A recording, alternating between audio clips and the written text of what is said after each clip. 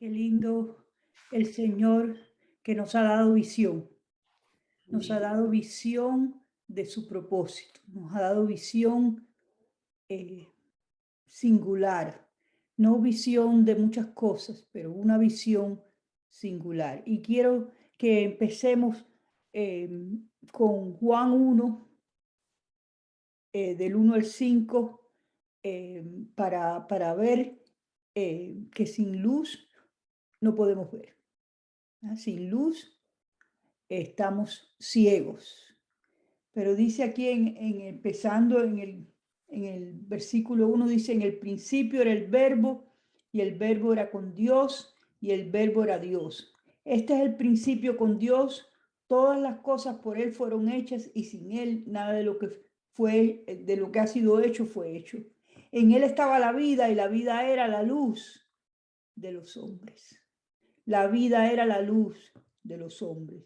La luz en las tinieblas resplandece, y las tinieblas no prevalecieron contra ella. Y entonces en el 9 dice: aquella luz verdadera que alumbra a todo hombre venía a este mundo. En el mundo estaba, y el mundo por él fue hecho, pero el mundo no le conoció. A los suyos vino, y los suyos no le recibieron, mas a todos los que le recibieron, los que creen en su nombre, les dio potestad de ser hechos hijos de Dios, los cuales no son engendrados de sangre, ni de voluntad de carne, ni de voluntad de varón, sino de Dios. Qué lindo. La luz vino a nosotros para deshacer nuestras tinieblas.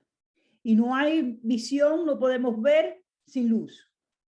¿Verdad? Y Cristo es la luz que alumbró nuestras tinieblas. Cristo es nuestra visión. Gracias a Él vemos. Y tenía algunas ilustraciones que me vinieron en este tiempo mientras leía esta escritura.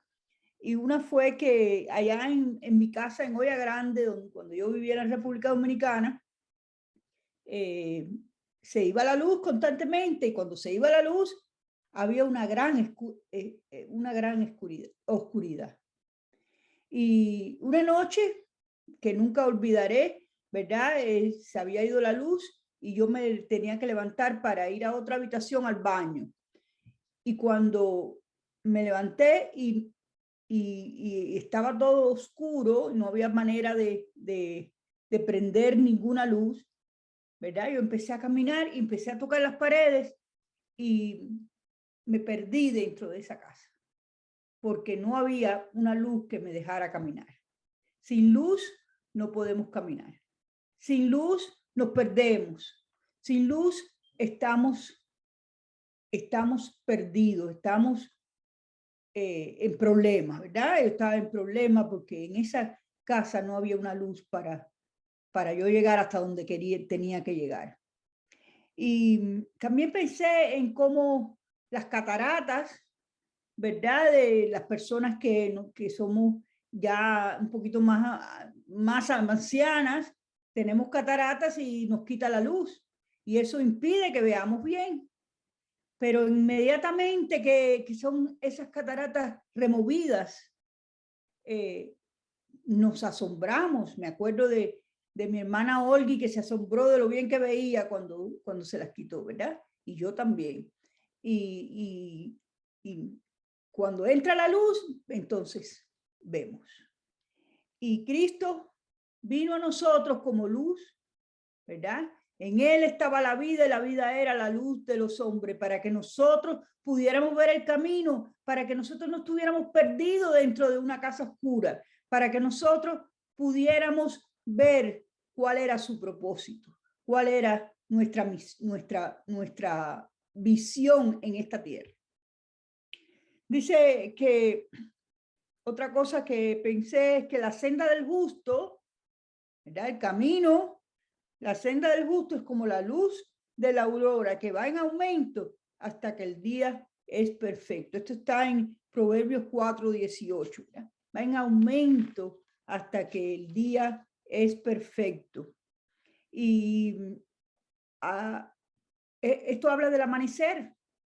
El amanecer va surgiendo poco a poco. Me acuerdo que hicimos un play con mi hermana María, y se llamaba Morning Has Broken, ¿verdad?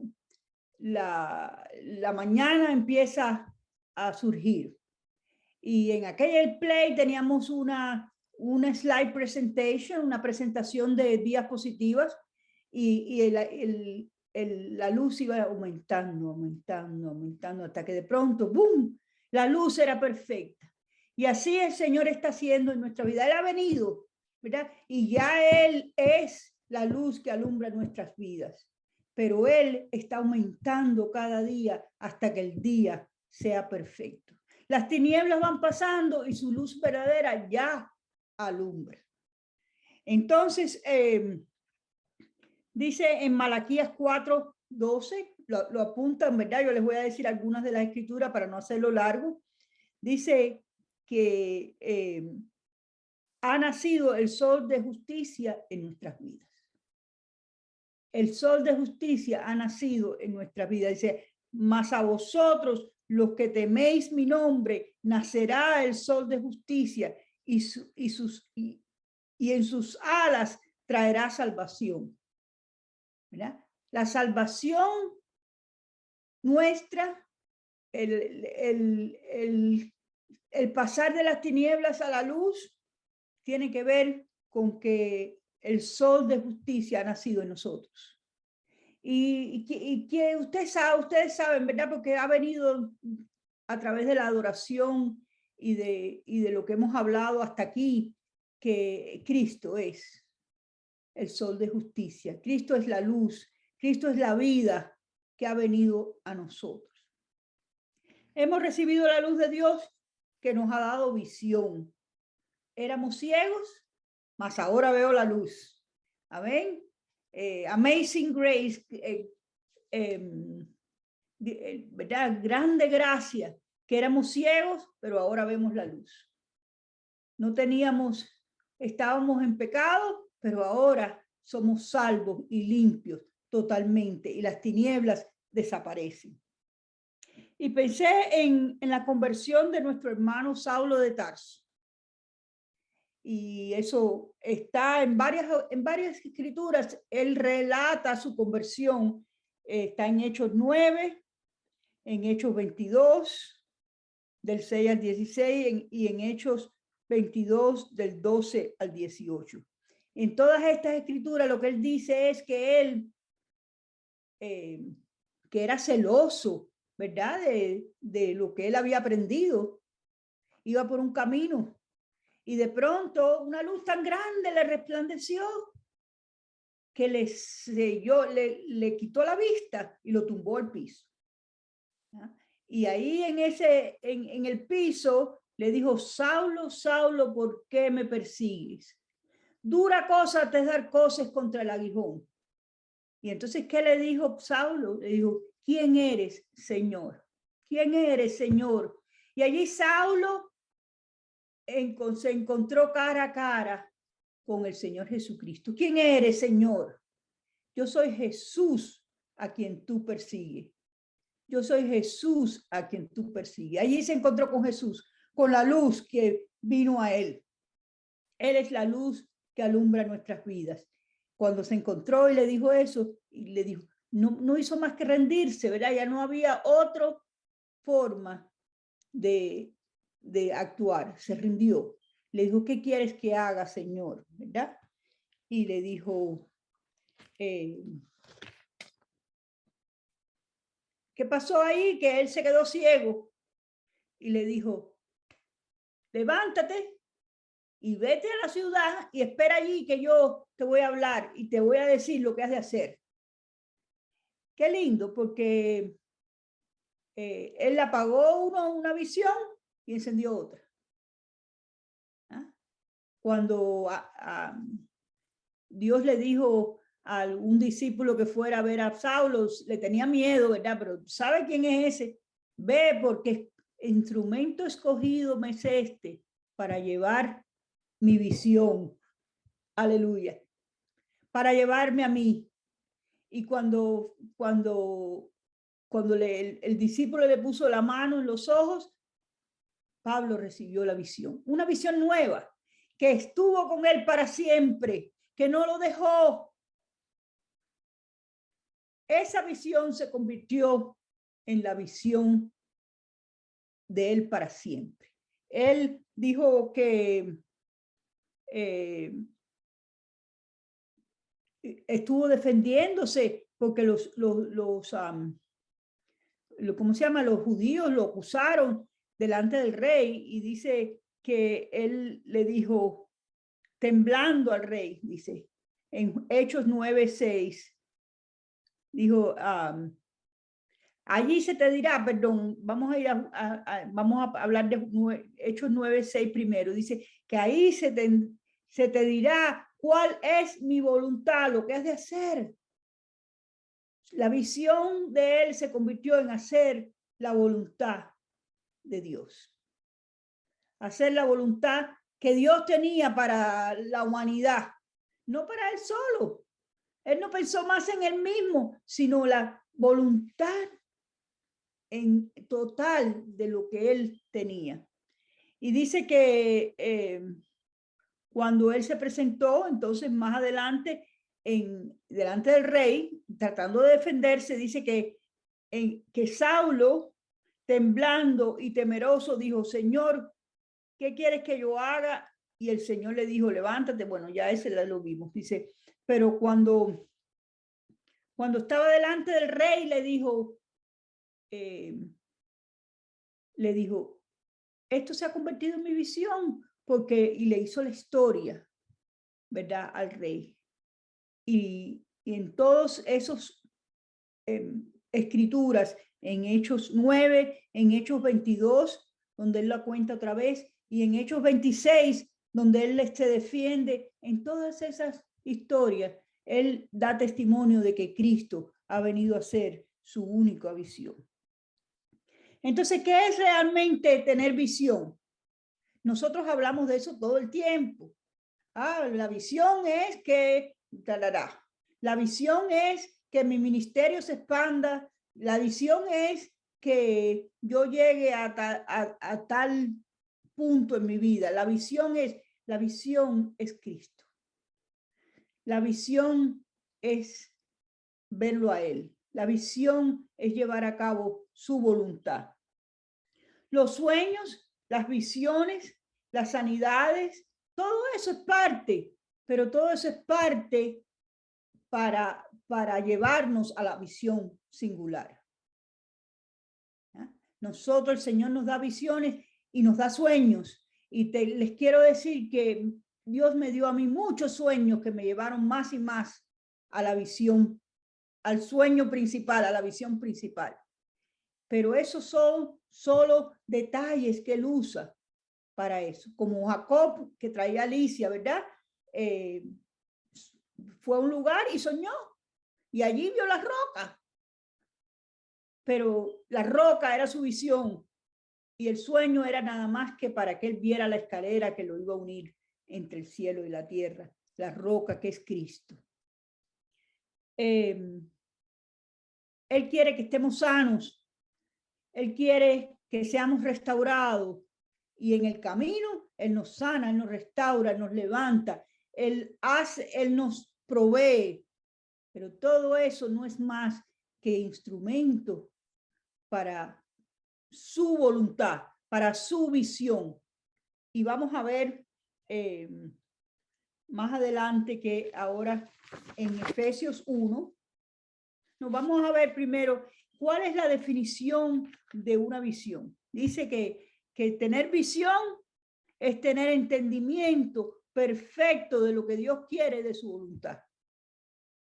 Entendimiento perfecto de lo que Dios quiere de su voluntad. Eso es lo que tiene que estar en nosotros. Y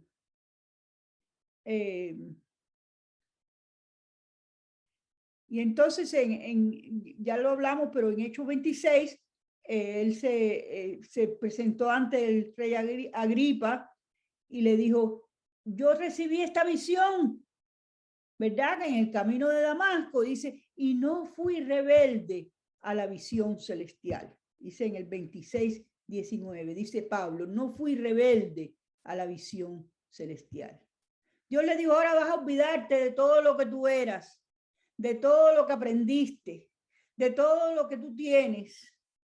Y ahora vas a ponerme a mí como tu visión.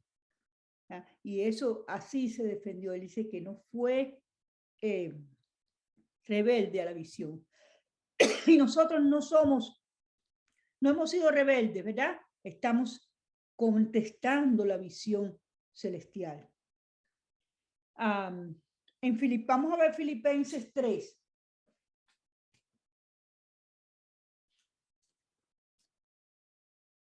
Filipenses 3,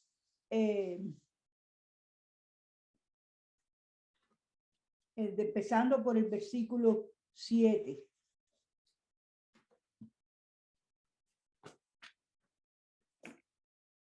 Muy bien. Dice, pero cuántas cosas eran, este es Pablo hablando en Filipenses, ¿verdad? Pero cuántas cosas eran para mí ganancia, las he estimado como pérdida por amor a Cristo, por amor a esa visión que recibí. Y ciertamente aún estimo todas las cosas como pérdida por la excelencia del conocimiento de Cristo Jesús, mi Señor, por amor del cual lo he perdido todo y lo tengo por basura para ganar a Cristo. Y ser hallado en él, no teniendo mi propia justicia, sino la justicia de Dios por la fe, la justicia que es de Dios por la fe. Entonces, no es más ya la justicia de que si el hermano está bien o está mal, si estamos haciendo lo bueno o lo malo, ¿verdad? La visión es que tenemos que conocerlo a él. Dejarlo todo por basura para ganar a Cristo. Y dice en el versículo 10, ¿a fin de qué? De conocerle y el poder de su resurrección y la participación de sus padecimientos, llegando a ser semejantes a él en su muerte. Eso no nos gusta mucho, ¿verdad? Porque llegando a ser semejantes a él en su muerte, es dejando de ser quien somos y convirtiéndonos en su visión. Pero dice que el pueblo perece por falta de conocimiento. No queremos morir a nosotros mismos. Y no tenemos que suicidarnos ni matarnos, sino que tenemos que presentarnos. Yo quiero, Señor, que tu visión sea lo más importante en mi vida. Yo quiero, Señor, que tu visión se convierta en todo lo que yo soy. Porque yo quiero conocerte. Yo quiero experimentar el poder de tu resurrección. ¿Verdad? Mi hijo siempre habla que María Schwartz decía espíritu vivificante y hacía así con la mano, ¿verdad? Ese espíritu vivificante es el poder de su resurrección. Ese es el que nos levanta cuando estamos enfermos. Ese es el que nos recoge cuando estamos cansados. El espíritu vivificante que es Cristo Jesús, nuestra visión. Dice, la participación de sus padecimientos. Sufrimos cuando vemos que las cosas no salen como Dios quiere que salgan. Sufrimos por la iglesia, sufrimos por otros, sufrimos por nosotros mismos, pero sufrimos la participación de sus padecimientos. Como Cristo sufrió, así nosotros sufrimos con él, llegando a ser semejantes a él en su muerte, si en alguna manera llegase a la resurrección de entre los muertos. No que ya lo haya alcanzado, ni que ya sea perfecto, sino que prosigo a ver si logro hacer aquello por lo cual fui también asido por Cristo Jesús. Prosigo, no me detengo, me equivoco, ¿verdad? Cojo el camino equivocado, pero vuelvo porque tengo una visión singular, que es hacer la voluntad de Dios, que es presentarme a él para lo que él me escogió, para ver si logro hacer aquello por lo cual fui también asido por Cristo Jesús. Dice el 13, hermanos, yo mismo no pretendo haberlo alcanzado, pero una cosa hago, olvidándome lo que queda atrás y extendiéndome hacia lo que está adelante, prosigo a la meta, al premio del supremo llamamiento de Dios en Cristo Jesús. Olvidándome lo que queda atrás, lo que queda atrás. ¿Por qué ahondamos y andamos en cosas que ya pasaron? Ya pasaron, ya me equivoqué, ahora me muevo hacia adelante y prosigo a la meta porque Él nos ha escogido con un propósito. Él nos asió, dice, Él nos agarró, quiere decir, con un propósito. Y yo prosigo a la meta, al premio del supremo llamamiento de Dios. Qué lindo, el premio del supremo llamamiento es cuando lleguemos al fin, ¿verdad? Cuando nuestra redención sea evidente, sea hecha. Ahí llegamos. Y ¿sabe qué? Todas las coronas que Dios nos va a dar son coronas de Él. No van a hacer nada de lo que nosotros hemos hecho. La corona de justicia, que ¿quién es la justicia? Cristo es la justicia. Así que la corona de justicia es Cristo, ¿verdad? Y así todas las coronas que vamos a recibir, la santificación. ¿Quién es nuestra santificación? Él nos ha sido hecho sabiduría, justificación, santificación y redención. Él es todo. Y vamos a coger todas nuestras coronas y las vamos a poner a sus pies, porque Él es nuestra visión. Vamos a poner todas nuestras coronas a sus pies. Así que vamos a ver en Efesios 1 que antes en Hebreos 2:10 dice que su voluntad es, ¿cuál es la voluntad de Dios? Llevar muchos hijos a la gloria. Esa es su voluntad. Su voluntad es llevarnos a la gloria. No en particular a todos sus hijos a la gloria. Vamos a ver en Efesios, porque ahí está tan lindo, Efesios 1. Y este es Pablo de nuevo, ¿verdad? Que recibió la luz del Señor. Empezando en el 4 dice, según nos escogió en él, vamos a ver el 3, bendito sea Dios y Padre de nuestro Señor Jesucristo, que nos bendijo con toda bendición espiritual en los lugares celestiales en Cristo. Según nos escogió en él antes de la fundación del mundo, para que fuésemos santos y sin mancha delante de él. Somos escogidos desde antes de la fundación del mundo. No es que ahora Dios dijo, bueno, déjame, ahí está Margarita, déjame escogerla. No, antes de que fuera el mundo fundado, ya Él tenía en mente a Margarita para escogerla, para traerla, para darle una visión singular de Cristo, para que ella no ponga su vista en nada más que en Cristo. Dice el 5, en amor, habiéndonos predestinado para ser adoptados hijos suyos por medio de Jesucristo, según el puro afecto de su voluntad. Su voluntad es que nosotros seamos sus hijos. Y a los que le recibieron, decía en Juan, ¿verdad? Les dio potestad de ser hechos hijos de Dios. Y si hijos, también herederos. Nosotros somos sus hijos. No seremos sus hijos, somos sus hijos. Somos sus hijos. Y tú no puedes hoy ser hijo y mañana dejar de serlo. Tú eres hijo para siempre, ¿verdad? Yo sé que yo tengo un hijo, ¿verdad? Que se llama Alejandro y una hija que se llama Daniela.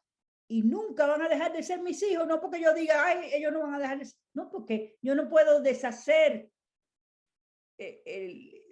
decir, ya no soy más madre, ya yo fui madre y tuve esos hijos y soy hija, ellos son hijos para siempre, no hay manera de deshacer eso. Dice el versículo 6 de Efesios 1, para alabanza de la gloria de su gracia, con la cual nos hizo aceptos en el amado, tal y como éramos, Él nos hizo aceptos, nada que tengamos que hacer, porque Él lo ha hecho así para que su gracia sea alabada. Él vio que no podía ser de otra forma, que no llegábamos, que el pueblo de Israel pecaba y pecaba y volvía a pecar y prometía y volvía a hacerlo. Y que solamente a través de Jesucristo, ¿verdad? A través de que uno tomara el lugar de nosotros, era que nosotros íbamos a ser aceptos en el amado. Dice, en el cual tenemos, en el amado que es Cristo, en quien tenemos redención por su sangre, el perdón de pecados según las riquezas de su gracia, que hizo sobreabundar para con nosotros en toda sabiduría e inteligencia. Además, nosotros que éramos lo vil y lo menospreciado del mundo, escogió Dios para deshacer a los sabios. Y Alex, el Señor te ha escogido en sabiduría y te ha dado sabiduría e inteligencia. Y nunca más digas, yo no tengo sabiduría e inteligencia. Yo tengo sabiduría e inteligencia, porque tengo la sabiduría e inteligencia de Jesucristo, ¿verdad? Jesucristo es mi sabiduría y mi inteligencia. Y como yo tengo a Jesucristo, soy más sabio y soy más inteligente que los que sabios y los inteligentes. Gloria a Dios. Gloria a Dios que vive para siempre y que ha venido a mi vida para deshacer las tinieblas. Dice el 9, dándonos a conocer el misterio de su voluntad según su beneplácito, el cual se había propuesto en sí mismo de reunir todas las cosas en Cristo, en la dispensación del cumplimiento de los tiempos, las que están en los cielos y las que están en la tierra.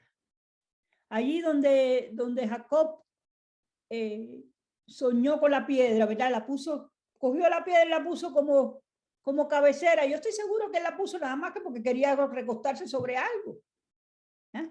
Y entonces soñó y tuvo visión del Señor. Y había una escalera que iba del cielo a la tierra. Y Él es la piedra y Él es la escalera que ha unido el cielo y la tierra. Ahora lo del cielo puede bajar a nosotros y nosotros podemos subir a Él, porque hay esa escalera que surgió ¿de dónde? De la piedra. Y Él eso va a hacer en el final. En el final, nosotros vamos a estar en Cristo. Mi vida está escondida con Cristo en Dios. Entonces, es como un arca, ¿verdad? Él es nuestra arca. Estamos en esa arca y en esa arca vamos a Dios. Y ya estamos sentados en lugares celestiales con Cristo. Es un misterio, ¿verdad? Él lo va a hacer, pero ya Él lo hizo. Y ya nosotros estamos sentados en lugares celestiales con Cristo. No tenemos que preocuparnos por lo de abajo, porque ya estamos. En Él asimismo tuvimos herencia, habiendo sido predestinados conforme al propósito del que hace todas las cosas según el designio de su voluntad, a fin de que seamos para alabanza de la gloria, de su gloria, nosotros los que primeramente esperábamos en Cristo. Primeramente esperamos en Cristo, ¿verdad? Venimos a Él y le decimos, ¿quién eres, Señor? Yo soy Jesús, a quien tú persigues. Y entonces Él nos dice, ¿verdad? Yo soy Jesús. Aquí, cuando nos dice yo soy Jesús, nosotros esperamos en Él. Yo estoy seguro que Pablo decía, bueno, ¿qué va a pasar ahora? ¿Ah? Pero los que primeramente esperábamos en Cristo como Él, ahora podemos llegar a su gloria y podemos ser para la alabanza de su gloria. Por eso cantamos de la gloria de Dios. Por eso mi hermano Paul cantaba hoy de su gloria y de su vida, ¿verdad? Mi hermana Susi cantaban de cosas que ellos han visto porque primeramente esperaban en Cristo. Primeramente esperábamos en Cristo y ahora vemos su gloria, ¿verdad? Y ahí está el Señor Jesucristo.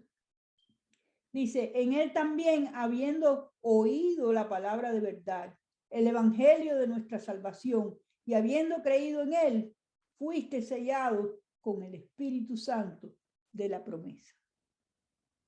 Fuiste sellado. Dios te ha puesto una marca, ¿sabes? Esas marcas que le ponen a las vacas o a los caballos para decir, pertenecen a esta finca.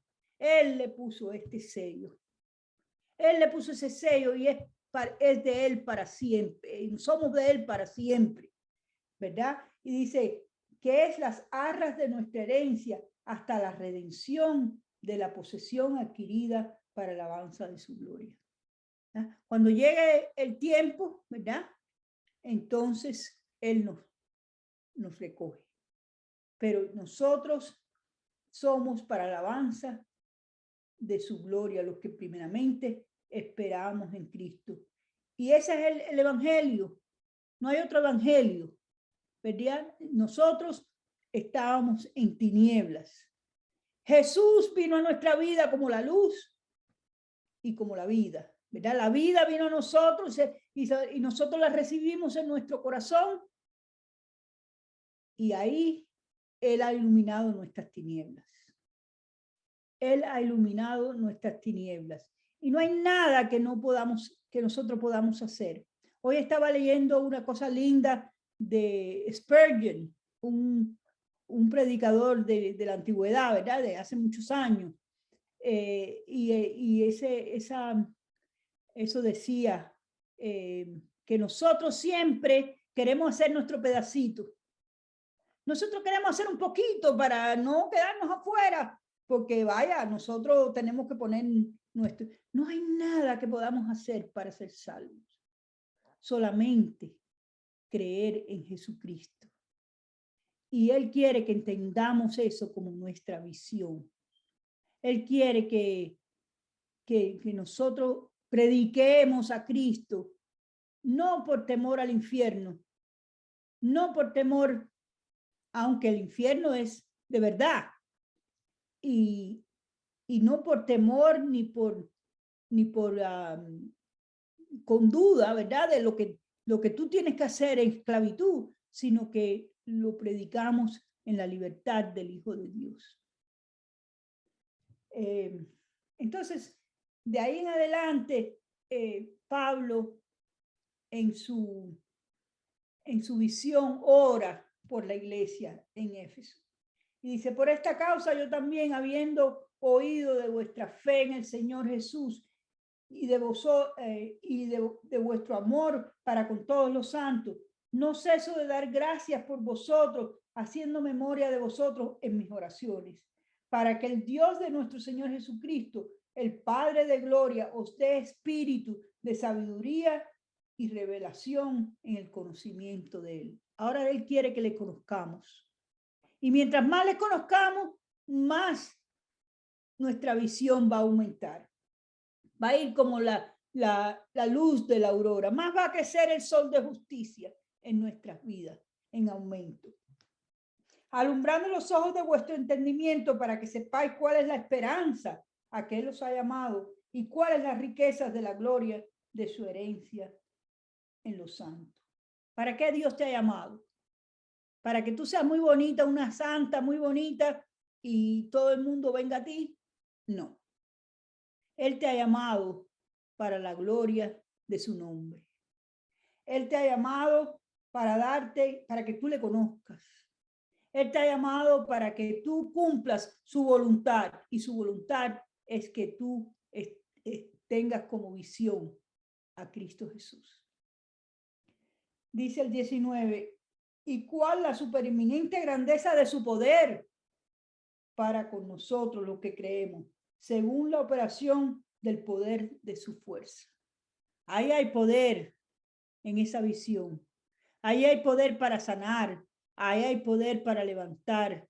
Ahí hay poder para restaurar. Y nosotros lo hacemos porque Él lo hizo por nosotros. La cual operó en Cristo, resucitándole de los muertos, sentándole a la diestra en los lugares celestiales. Por eso Pablo en Filipenses dice, y el poder de su resurrección. Todas sus cartas y toda su predicación tiene que ver con eso.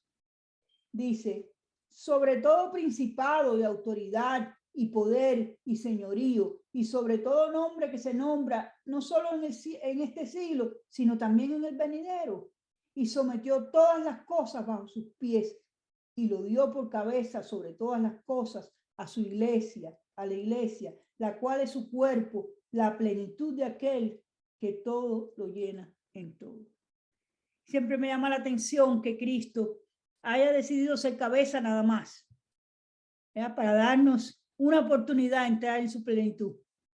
Y entonces nosotros somos su cuerpo. Y Él puso todos los enemigos bajo nuestros pies. Pero Él es la cabeza. Él es el que dice. Él es el que declara cuál es su voluntad. Y entonces me vino también Abraham en Génesis 11.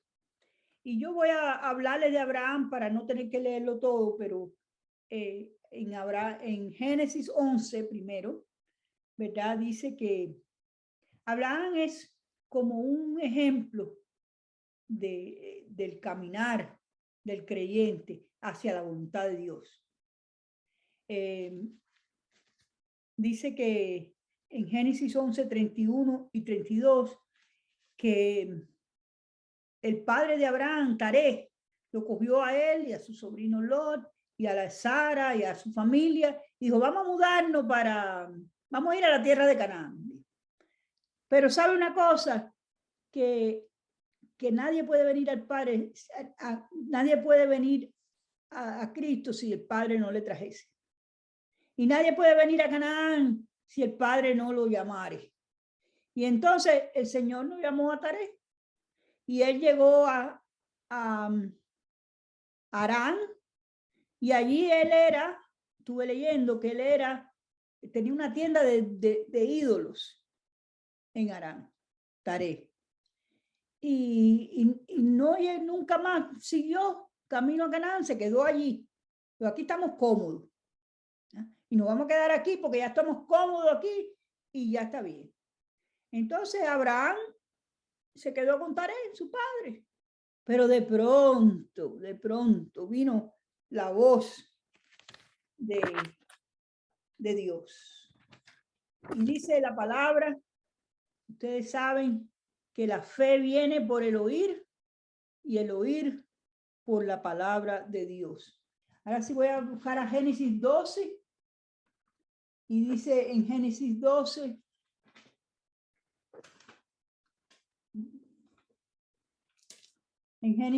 dice que Dios le dijo a Abraham, pero Jehová había dicho a Abraham, vete de tu tierra y de tu parentela y de la casa de tu padre a la tierra que te mostraré. Y haré de ti una gran nación, una nación grande, y te bendeciré y engrandeceré tu nombre y serás bendición. Bendeciré a los que te bendijeren y a los que te maldijeren maldeciré, y serán benditas en ti todas las familias de la tierra. Wow. Yo estoy segura que Abraham dijo, wow, esto sí que está bueno, ¿verdad? Me va a bendecir y yo voy a ser una gran nación y él va a bendecir a los que me bendigan y me va a maldecir en lo natural. Pero ahí había una visión, ¿verdad? Y la visión era, en ti van a ser benditas todas las naciones de la tierra. Y Dios ha venido a nuestras vidas y nos ha dicho, sal de ti misma, sal de lo que tú eras y vete a la tierra que te voy a mostrar, a la tierra de Canaán. Y Él ha dicho que te voy a bendecir y voy a hacer en lo natural que tú seas bendición, que muchos sean, que tú seas bendito, pero también que muchos sean benditos por causa de tu simiente, por causa de lo que Él ha puesto en ti. Y dice que la fe de Abraham creció porque Dios le habló, no porque Taré le habló, sino porque Dios vino a él, ¿verdad? Y le llamó. Y entonces creció su fe. Dice en el 3, en el 4. Y Abraham se fue como Jehová le dijo, y Lot fue con él, y era Abraham de la edad de 75 años cuando salió de Harán. No importa la edad que tengamos, ¿verdad? Los años que lleva, pero él salió de Harán. Ahora, una cosa que me llama la atención es que él salió, pero no hizo lo que Dios le decía. ¿Por qué? ¿A quién llevó con él? Llevó con él a Lot. Pero Dios le había dicho, sal de tu casa, de tu parentela. Pero él se llevó a Lot, porque le tenía lástima, ver a su sobrinito huérfano, y se lo llevó con él. Y así somos nosotros. Así somos nosotros. Bueno, a Dios no le va a importar que yo tal cosa. Bueno, a Dios no le va, y no salimos de nuestra parentela. Pero eso no evitó que Dios bendijera a Abraham. Dios sabía que iba a llevar, que iba a tener que ser de tienda en tienda, de gloria en gloria, de paso a paso. Y eso lo hizo para nosotros, para que nosotros entendamos nuestro caminar con él. Dice, tomó pues Abraham a Sarai su mujer y a Lot, a su hermano, a Lot, hijo de su hermano, y todos sus bienes, nuestros bienes también son muy importantes, ¿verdad? Lo que tenemos, esos son para nosotros, ¿verdad? Alicia y yo hablábamos de las herencias que le vamos a dejar a los hijos, ¿verdad? Y eso es muy importante, ¿verdad? El seguro de vida y todas esas cosas que vamos a dejar. Pero Abraham se las llevó. Dice que habían ganado y las personas que habían adquirido en Harán y salieron para ir a tierra de Canaán. Y a tierra de Canaán llegaron. Llegaron. ¿Por qué Abraham llegó? Porque Dios le llamó. Porque Dios lo escogió. Por eso llegó a la tierra de Canaán. Y pasó Abraham por aquella tierra hasta el lugar de Siquem, hasta el encino de Morre, y el cananeo estaba en la tierra. Y apareció Jehová a Abraham y le dijo, ¿ah? Otra vez, ya llegaste, ahora te voy a hablar otra vez. Es por cuando Dios nos habla, por cuando Dios nos instruye de su voluntad. Dice, a tu descendencia daré esta tierra, y edificó allí un altar a Jehová que le había aparecido. Hasta ese momento Dios le había hablado y tenía fe, pero Dios le apareció en este lugar.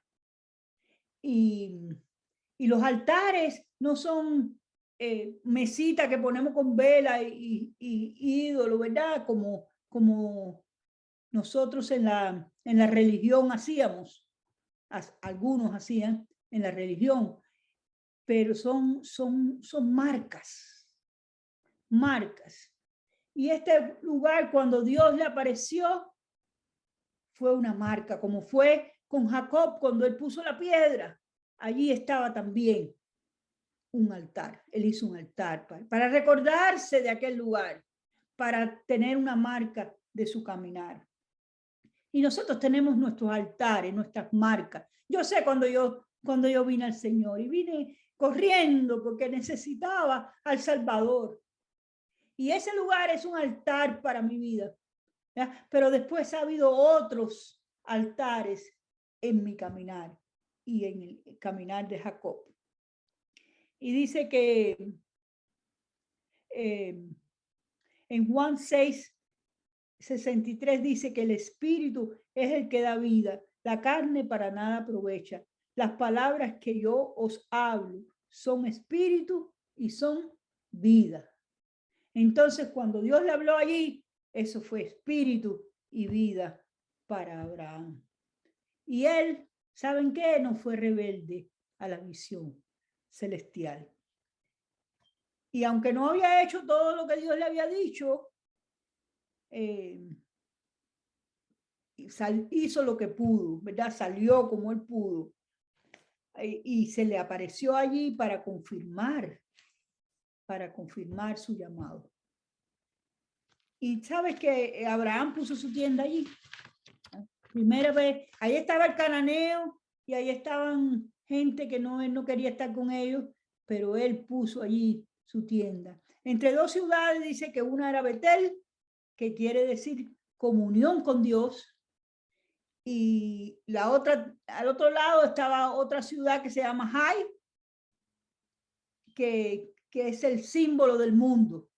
Entre el mundo y la comunión con Dios, ahí en el medio estaba la tienda de Abraham. Y estuvo ahí en su tienda y de pronto vino el hambre a la tierra. Ay Dios, ahora llegó el hambre y yo voy a tener que mover mi tienda. Y él movió su tienda a Egipto, ¿verdad? Él movió su tienda a Egipto porque en Egipto él iba a tener que comer, él iba a tener que, iba a ser prosperado en lo natural, pero no en la visión. ¿Sabe qué pasó allí? Que él hizo que Sara dijera mentira, que Sara dijera que era su hermana en vez de su esposa, que Sara estuviera en una posición donde podía ser tomada por el rey de Faraón. ¿Y sabe qué? Que él fue prosperado en lo natural. ¿Ya? Te bendeciréis y haré de ti una gran nación. Y cuando él salió de Egipto, porque lo votaron, él volvió al lugar del altar, entre Ai y Betel. Volvió a ese lugar. Entonces fue como un callejón, pero no se quedó en Egipto, sino que volvió al caminar del Señor. Y entonces, en el capítulo 13 de Génesis, él corrige su primera equivocación. ¿Y qué hace? Se separa de Lot. Le dice, mira, aquí está la tierra. Vete para un lado y yo me voy para otro. ¿Verdad? Porque él sabía que Dios le había dicho, vete de tu casa y de tu parentela a la tierra que te mostraré. Y entonces Lot se mete en problemas y él no lo dejó, ¿verdad? Sino que fue a ayudarlo y fue a rescatarlo. Y en ese intervalo de tiempo, él se encuentra con un personaje muy importante que trajo nuestra hermana Alicia el jueves, ¿verdad? Él se encontró con Melquisedec, rey de paz. Un personaje que no tenía principio ni fin. Un personaje que no se sabe en ese momento de dónde salió. Y Abraham le dio a Melquisedec los diezmos de todos, todo lo que él era, todo lo que él tenía, le dio los diezmos. Todavía no había ley para hacer diezmos, pero Abraham le dio los diezmos de todo a Melquisedec. Su encuentro con Cristo, porque no podía faltar en su caminar con el Señor. Si no nos encontramos con Cristo, como Pablo en el camino de Damasco se encontró con la luz. Si él no se encuentra con Cristo, entonces no hay cambio en su vida. Y me recordé del ciego, del ciego del estanque de Siloé en Juan 9, ustedes después lo leen, pero ese ciego pedía que ser salvo, recibir vista. Y el Señor le dijo, ve y lávate, ¿dónde? En el estanque de Siloé. Y le echó lodo en sus ojos, ¿verdad? Primero le echó lodo y le dijo, ahora ve y lávate. Mira el lodo que está en tus ojos. Ahora ve y lávate. Tú necesitas ser lavado en el estanque de Siloé. Y él se lavó los ojos ahí y regresó como viendo. Pero aún él no sabía quién Cristo era. Él regresó viendo. Y después dice que Cristo le encontró y que le dijo, ¿crees? ¿Verdad? ¿Crees que yo soy el enviado, que yo soy el Hijo de Dios? ¿Quién es? ¿Crees en el Hijo de Dios? Y él le dijo, ¿quién es para que crea? ¿Quién eres, Jesús?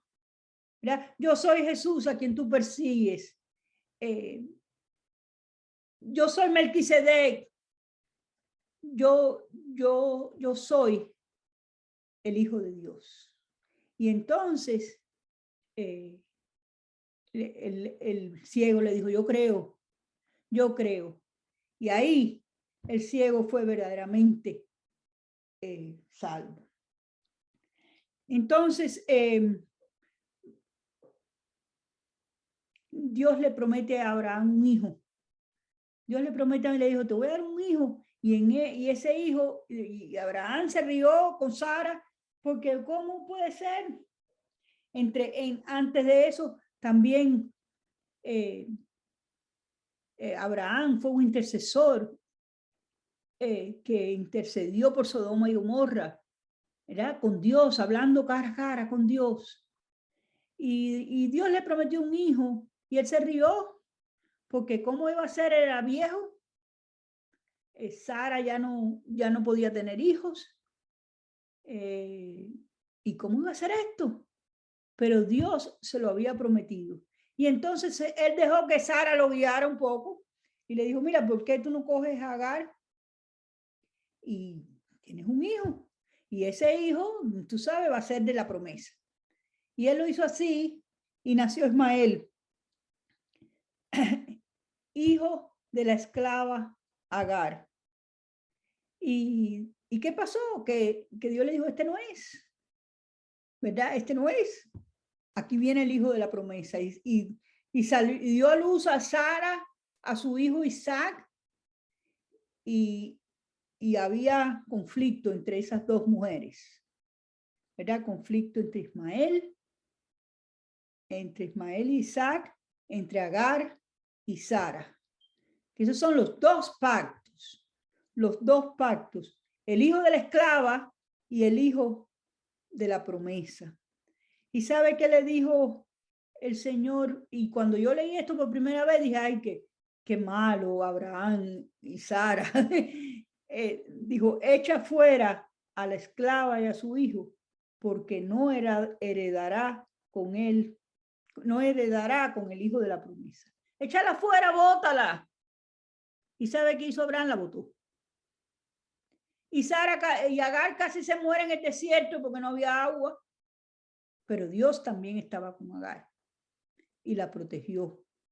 Y aún de ella hizo una gran nación en lo natural.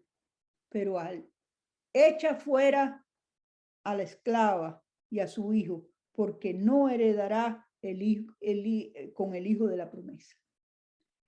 Y así lo hizo a Abraham. Y a nosotros se nos dice, echa fuera lo natural. Deshace lo que es de la tierra, lo que es terrenal. Él está en eso. Échalo fuera, porque no va a heredar lo terrenal con lo espiritual. Hay dos pactos, el pacto antiguo y el pacto nuevo. El pacto nuevo es en su Hijo Jesucristo. Y en Gálatas 41,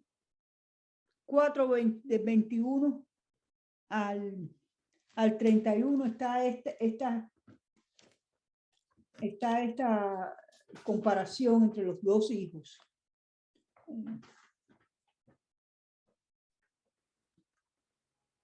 Espérate.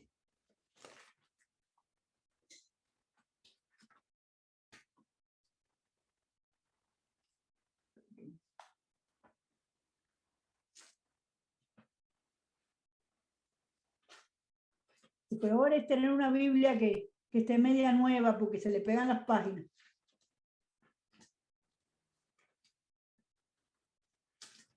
Gálatas, capítulo 4.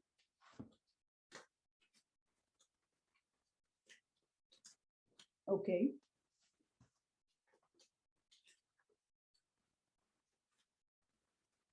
Gálatas, capítulo 4. Dice el versículo 21. Decidme los que queréis estar bajo la ley. ¿No habéis oído la ley? Porque está escrito que Abraham tuvo dos hijos, uno de la esclava y otro de la libre. Pero el de la esclava nació según la carne, mas el de la libre por la promesa. Lo cual es la alegoría que es una alegoría, pues estas mujeres son los dos pactos. El uno proviene del monte Sinaí, el cual da hijos para esclavitud. Este es Agar. Porque Agar es el monte Sinaí en Arabia y corresponde a la Jerusalén actual. Pues esta, junto a sus hijos, está en esclavitud. Mas la Jerusalén de arriba, la cual es madre de todos nosotros, es libre. Porque escrito está, regocíjate estéril, tú que no das a luz, prorrumpe en júbilo y clama, tú que tienes dolores de parto. Porque más son los hijos de la desolada que los que de la que no tiene marido. Así que, hermanos, nosotros como Isaac somos hijos de la promesa. Pero como entonces el que había nacido según la carne perseguía al que había nacido según el espíritu, así también ahora.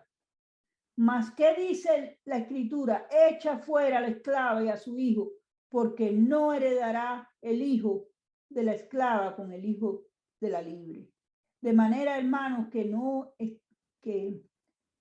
somos hijos de la esclava, sino de la libre. Estad pues firme, dice el 5:1, estad pues firme con la libertad con que Cristo nos hizo libre y no estéis otra vez sujetos al yugo de esclavitud. Y sigue, y todo el libro de los Gálatas, yo les recomiendo que se lo lean. Yo me lo leí y me gocé con él, ¿verdad? Porque ya no estamos bajo la ley. Ahora Él está escribiendo sus leyes en nuestros corazones, que es diferente. Él está escribiendo, poniendo sus leyes en nuestra mente y escribiendo sus leyes en nuestro corazón. ¿Ah? Ese es el nuevo pacto. Y nosotros somos libres. ¿Por qué? Porque Cristo murió por nosotros, pagó todos los pecados. Y dice en una escritura que dice, porque los que todavía están en la ley de la gracia habéis caído. Si tú todavía piensas que tú puedes llegar a hacer algo por ti mismo, entonces tú estás siendo pisoteando al Hijo de Dios. Está diciendo lo que Él hizo no sirve del todo. Sirve un poquito, pero mira, yo estoy, ¿cómo se llama? Yo estoy haciendo mi parte. Tu parte es presentarte, buscarle, para que el sol de justicia alumbre tu ser, para que el sol de justicia quite tus tinieblas. Pero tú no tienes parte con ello. Y muchos usan la escritura esa para decir que si tú, después que conociste al Señor, pecaste de nuevo, de la gracia habéis caído, de la gracia no se puede caer, porque la gracia es Cristo. Cristo Jesús es nuestra gracia, Cristo Jesús es nuestra verdad, Cristo Jesús es nuestra circuncisión. Y entonces ahí Él nos está poniendo sus leyes en nuestra mente y en nuestro corazón. Y cuando hacemos algo como hizo, ¿verdad? Abraham, que se fue a Egipto y dijo mentira, no, nos sentimos mal, ¿verdad? No queremos, volvemos a recoger nuestra tienda y volvemos a la verdad. Porque solo en Cristo hay salvación, porque no hay otro nombre dado a los hombres por el cual podamos ser salvos. Traíamos hoy antes de la palabra. Gracias al Señor que Él nos está mostrando su verdad. En Hebreos 11,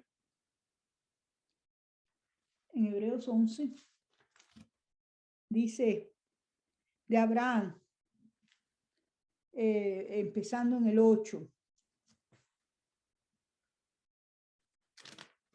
Dice, por la fe Abraham, siendo llamado, obedeció para salir al lugar que le había de recibir como herencia. Y salió sin saber a dónde iba. Y nosotros no sabemos cómo vamos a llegar, ¿verdad? Pero ya llegamos. No sabemos cómo vamos a poder, pero podemos. No sabemos cómo es que hemos sido salvos sin nuestra ayuda, pero somos salvos sin nuestra vida, sin nuestra ayuda. Pero sin fe es imposible agradar a Dios.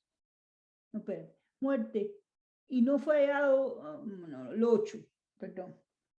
Por la fe Abraham, siendo llamado, obedeció para salir al lugar que había de recibir como herencia y salió sin saber a dónde iba. Por la fe habitó como extranjero en la tierra prometida, como en tierra ajena, morando en tiendas con Isaac y Jacob, coherederos de la misma promesa. Porque esperaba la ciudad que tiene fundamentos, cuyo arquitecto y constructor es Dios. Es Dios. Esa es la visión. Esperamos la ciudad cuyo arquitecto es Dios.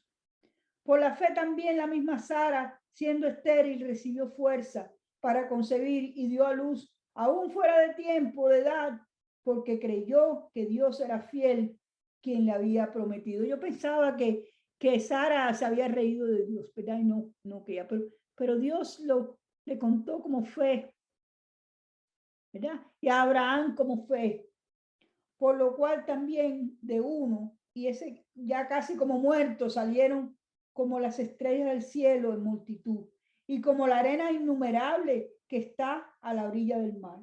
Conforme a la fe murieron todos estos, sin haber recibido lo prometido, sino mirándolo de lejos y creyéndolo y saludándolo y confesando que eran extranjeros y peregrinos sobre la tierra. Se murieron mucho y no vieron el final, pero lo creyeron y lo vieron en la visión. Dice, porque los que esto dicen claramente dan a entender que buscan una patria.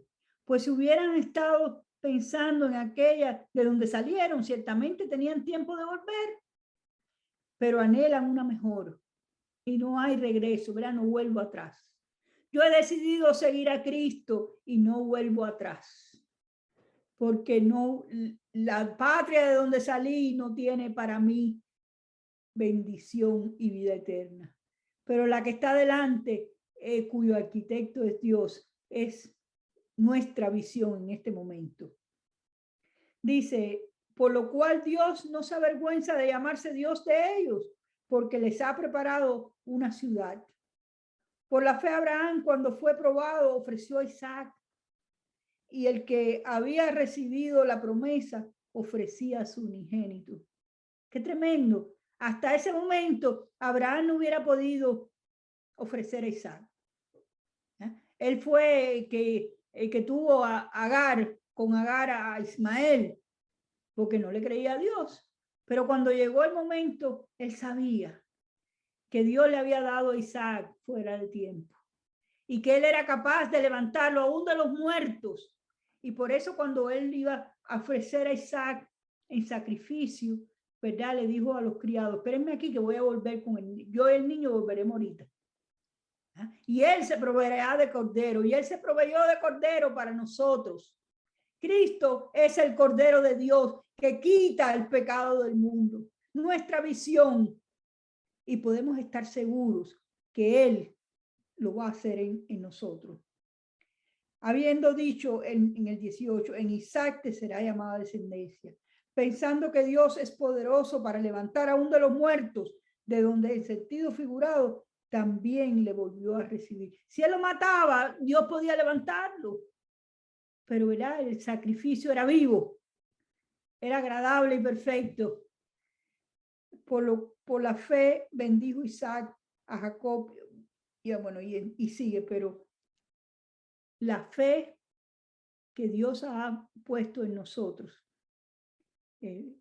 no nos permite volver atrás. Vamos adelante a la perfección, hacer aquello por lo cual hemos sido también asidos por Cristo Jesús. Y otra palabrita que me el Señor me dio en este tiempo tiene que ver con Oseas, capítulo 2. Y tiene que ver con esto. Oseas, capítulo 2, versículo 14. Dice, pero he aquí que yo le atraeré a... ¿Qué pasó en Oseas? En Oseas pasó que Israel le estaba siendo infiel a Dios, ¿verdad? Y Dios estaba bravo con Israel. Y Dios había prometido castigarle, pero él buscó una alegoría para que ellos entendieran la visión. Dice, pero he aquí, después, ¿verdad? Dice, pero he aquí yo la traeré y la llevaré al desierto y hablaré con su corazón. Hay veces que Dios nos lleva a un lugar apartado para hablar a nuestro corazón. Y le daré sus viñas desde allí y el valle de Acor como puerta de esperanza. Y allí cantará como en los tiempos de su juventud y como en el día de su subida en la tierra de su subida de la tierra de Egipto. En aquel tiempo, dice Jehová, me llamará Ishi, me llamarás Ishi, que quiere decir mi marido, y nunca más me llamarás Baali, que quiere decir mi señor. Una nueva relación después del valle de Acor. Ahora, me llamó la atención qué pasó en el valle de Acor. El valle de Acor está en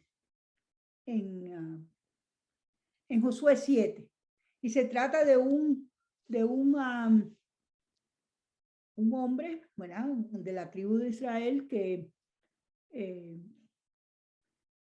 está luchando con Josué y Dios le había dicho, van a esta ciudad y la van a destruir completamente. No van a dejar nada. Van a destruir los animales, van a destruir las personas, van a destruir todo tiene que ser destruido en este lugar. Y entonces Josué fue a esa batalla y entonces un hombre llamado Acán le pareció que había cositas lindas por ahí en ese valle y cogió para sí del lugar. Y eso que él cogió se volvió anatema, no por lo que había cogido, se volvió anatema porque Dios había dicho otra cosa. Esa no era la voluntad de Dios. Y él lo vio lindo y lo cogió y lo guardó y lo escondió. Y entonces todo el pueblo de Israel sufrió por un hombre, Acán. Y entonces empezaron a investigar y Acán confesó. Mira, yo cogí esto, pero ¿dónde está Acán esto que tú cogiste? Está en tal trajeron. ¿Verdad? Está escondido debajo de mi tienda. Y lo trajeron y lo destruyeron y mataron a Acán. Y después de eso, el pueblo de Israel fue libre de aquel anatema, ¿verdad? De aquel anatema. Ahora, ¿por qué es importante el valle de Acán? Dice que el valle de Acán es puerta de esperanza. ¿Cómo puede ser puerta de esperanza? Porque lo que sucedió allí fue horrible. Pero por un hombre Acán, ¿verdad? Entró el anatema. Como por un hombre Adán, entró en nosotros el pecado. Y por un hombre, y por la muerte de ese hombre, Acán, como por la muerte fue librado del anatema Israel, asimismo por la muerte de Cristo fue librado, fuimos librados nosotros del anatema, del pecado y de la muerte. Y eso está en Romanos 5, vamos a verlo, Romanos 5,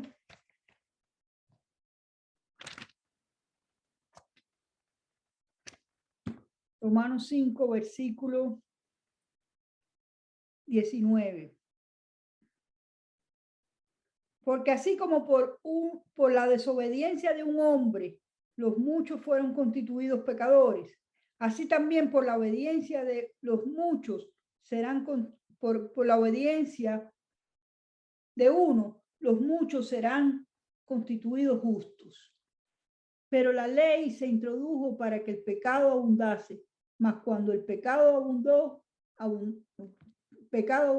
sobreabundó la gracia, para que así como el pecado reinó para muerte, así la gracia reine por la justicia para vida eterna, mediante Jesucristo, Señor nuestro. Qué lindo. El valle de Acor como puerta de esperanza.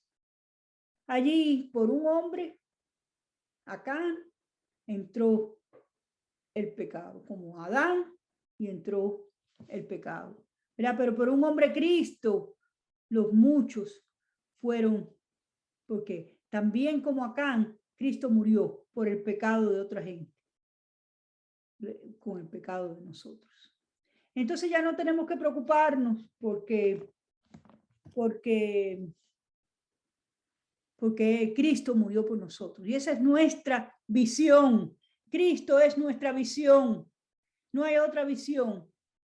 No es lo bonito que somos y en cuanto decimos lo bonito que estamos y lo muy bien, el ministerio tan grande que tenemos, estamos equivocados. No tiene que ver con visiones, aunque Él nos da visiones. No tiene que ver con que Él nos haya sanado, aunque Él nos sana. Y yo soy testigo de esas cosas, ¿verdad? Pero tiene que ver con que Cristo ha hecho toda nuestra salvación. Entonces, ¿cuál es lo de nosotros ahora? Ponernos los espejuelos. ¿Ya? El Señor me habló de espejuelos y Él nos ha dado espejuelos para ver de cerca y de lejos. Y bifocales. Y cuando nos ponemos los espejuelos bifocales, nos sentimos que no sabemos qué hacer ni cómo hacerlo. Pero nos vamos acostumbrando a mirar de las dos formas. Y de buenas a primeras, la visión se vuelve singular. Y vemos lo mismo de lejos que de cerca. ¿Ya? Podemos ver lo que está pasando ahora, que es para llevarnos a lo que está pasando después.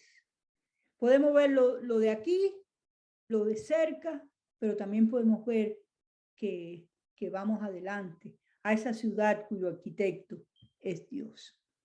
También un carro alumbra a cierto tiempo de luz y vamos, yo he ido por calles muy oscuras en la carretera de Miami a Massachusetts, ¿verdad? Y cuando está oscura la carretera, yo no manejo porque entonces yo no veo bien, pero Alejandro, que tiene buena visión, maneja y él llega hasta cierto lugar y allí empieza otra vez a alumbrar el carro, la carretera, más allá. Así que vayamos y corramos lo que está delante de nosotros, lo que sea. No nos desesperamos, ¿verdad? Vamos y caminamos un poco. Y después Dios nos va a alumbrar para el resto del camino, hasta la perfección. Hebreos 12, 1 y 2. Corramos con paciencia la carrera que tenemos por delante. Puesto los ojos, ¿dónde? En Jesús, nuestra visión. ¿Verdad? Corramos con paciencia la carrera que tenemos por delante. Puesto los ojos, el autor y consumador de la fe. No hay otro, no hay otra visión, no hay otro nombre. El autor y consumador de nuestra fe. ¿Verdad?